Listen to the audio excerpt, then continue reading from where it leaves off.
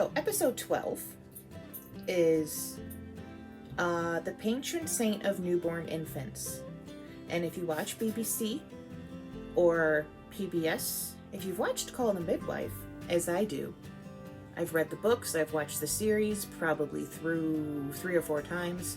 I usually put it on in the background if I'm bored, Call the Midwife. Anybody watch it? Put like a heart down below in the comments if you watch Call the Midwife, because it's like such a great show.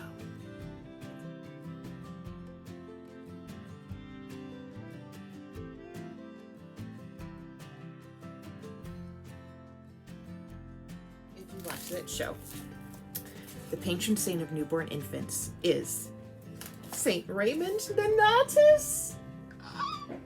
I had no idea. Now, in the show, the sisters, they're nuns, and half of them are midwives, and half of them are just like secular midwives, like nurses, and they work out of Saint Raymond Nonnatus' house.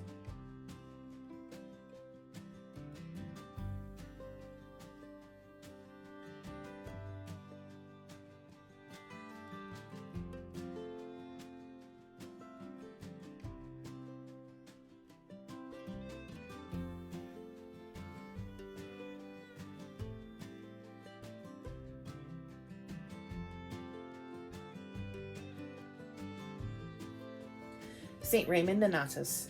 He is from 1204 to 1240. His feast day is August 31st. So, Saint Raymond's mother died trying to give birth to him. He was saved because at the last moment the midwives performing a cesarean section, hence his surname. Nonnatus, Latin for not born. Natus. I get it. That's cool. Because his life was saved just as he was trying to enter the world, Raymond is the patron saint of newborns, midwives, and obstetricians. He was born into the Spanish nobility at a time when Spain's Christians were fighting to drive out the Moors who had conquered the country 500 years earlier.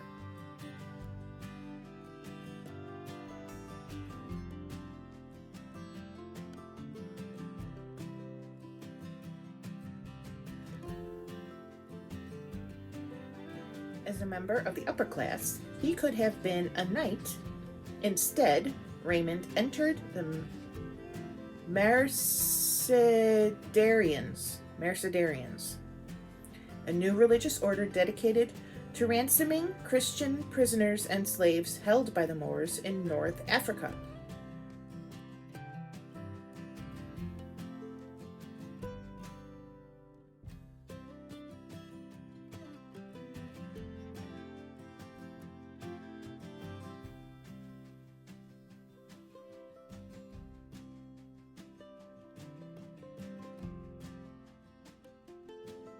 Mercedarians, is it? I wonder if that's where they get like mercenary from?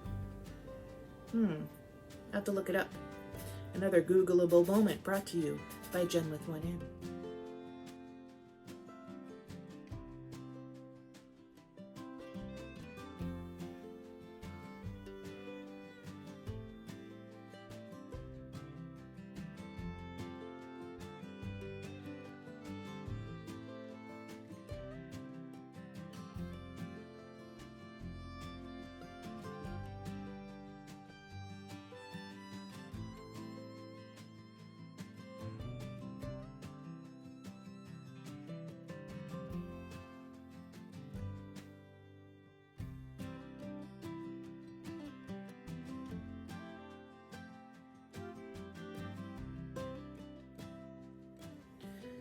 Okay, with a large sum of money, he traveled to Algeria, where he bought the freedom of as many Christians as he could. Once the money ran out, he offered himself as a hostage if the Moors would set even more Christians free. That's very noble of him. I commend him for that. Good job, Raymond Nonnatus.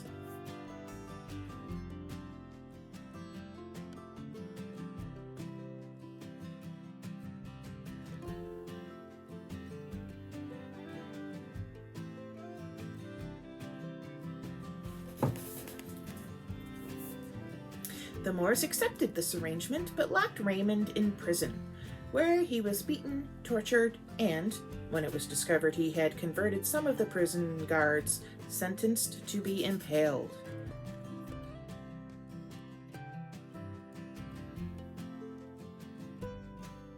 Finally, a new way of killing people, she says. Please don't take that sentence out of context. Yes, he's not beheaded or boiled in oil or set to the lions. He is impaled. Raymond's life was saved by his jailers, who reminded the governor that the priest was well connected in Spain and would command a large ransom. Now, he converted some of the prison guards. It's always, they just glance over that. He converted some people. Like, I have never met a person who was converted on the spot. I've never seen a deconversion or a light flicking on. You know, it's not like, aha, I'm not a Christian anymore. Or, aha, I'm a Christian now. I've never seen that happen. It's not like some Ray Comfort fantasy dream. He goes around with people with, you know, the microphone on the California pier. He's like, so what do you think about this? Are you a Christian now? Ray Comfort really likes putting microphones in people's faces. What you have to do to be saved, you got to repent and trust in Jesus. When are you going to do that? Microphone. Put him on the spot. As soon as I have a strong, firm belief and I'm ready to adhere to what God would like me to do. Does this make sense? Very much so. Yes, it does. No. Yes. No. Yes, it does. Ray, nothing you ever say makes Think sense. about this? Yeah, think about it. You going to think about this? Don't think about it, and I'll think about how foolish you are, Mr. Banana Man. You going to think about If you this? don't know about Ray Comfort and the Banana Man, just Google This made you Ray think Comfort banana. Yes, it You definitely. realize that the banana is shaped perfectly for the mouth. Yeah, shove microphones in people's faces as they're walking down the beach in California. Put them on the I was spot. gonna throw that piece of paper in the trash. I didn't really care about what it said. So when I got back home, I was taking out my stuff, and lo and behold, this piece of paper came up, and I began to read it, and it said, "Here is the $1,000,000 question: Will you go to heaven when you die? For God so loved the world that He gave His only begotten Son, that whoever believes in Him should not perish but have everlasting life." And so when I read that, my heart began to pound, and I began to get goosebumps, and it was as if my whole life flashed in front of me. I went and I just kneeled beside my bed. Yes, God, please forgive me. I'm so sorry for what I've done. I've done so many wrong things against you. God used living waters in my life to bring me to faith, and He used the $1,000,000 track specifically to bring me to Christ. This woman that gave me that track. Story, probably legendary, said that to punish Raymond for converting Muslims to Christianity, the governor of Algeria had his lips pierced, the wounds cauterized with a hot iron, and his mouth fastened shut with a padlock.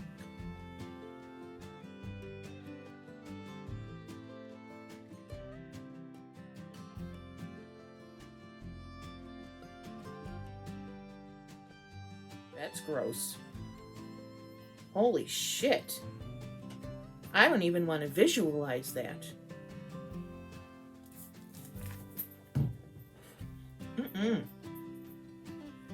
I need a palate cleanser. Somebody...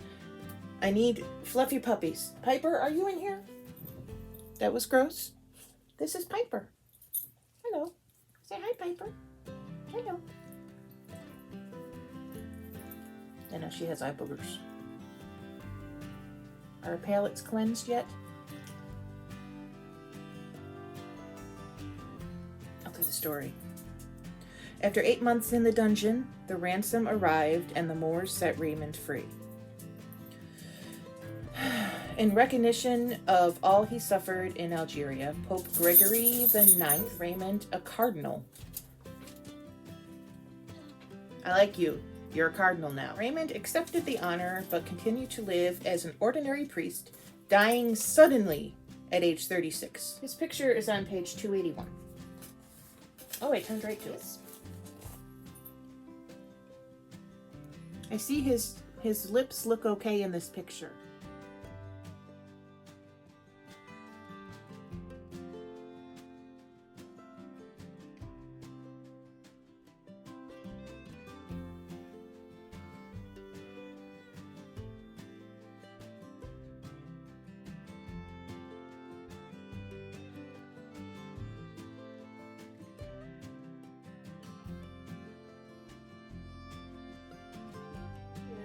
Okay. Next week is Unlucky 13. Maybe that'll be my pick. Maybe I'll find one about luck. Okay, I'll see you later. Have a good night. Have a great day, guys. Don't forget to check out all my other videos on the channel and like and subscribe.